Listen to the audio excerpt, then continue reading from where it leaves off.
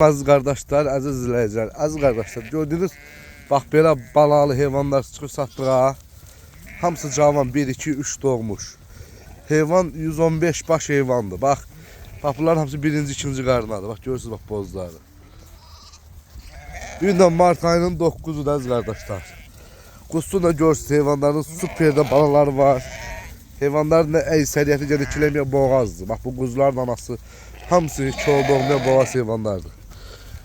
Kimler almak istese zəng eləyib buyurub gəlib ala bilər. Allah alan kardeşlerimize xeyir versin. Yani qoyunun quzusu özündən yekədir. Bax elə quzuları çoxdur içində. Əksəriyyətdəki 1, 2, 3. Damla bax. Belə qoyunlardır balalı.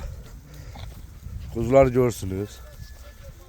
115 dənədir. Kim almak istese buyurub gəlib ala bilər. Əlaqə nömrəmizdə, səhifəmizdə var. Kim almak istese əlaqə saxlaya bilər.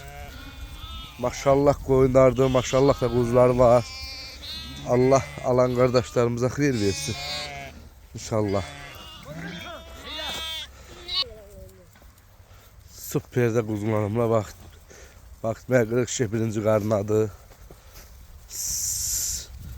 Görürsünüz. Birinci qarnadı onun hamısı. Bak 1, 2, 3 doğmuş hayvanlardır. Zəng eləyib buyurub gəlib ala bilərsiniz. Görürsünüz qoyunlarımızı.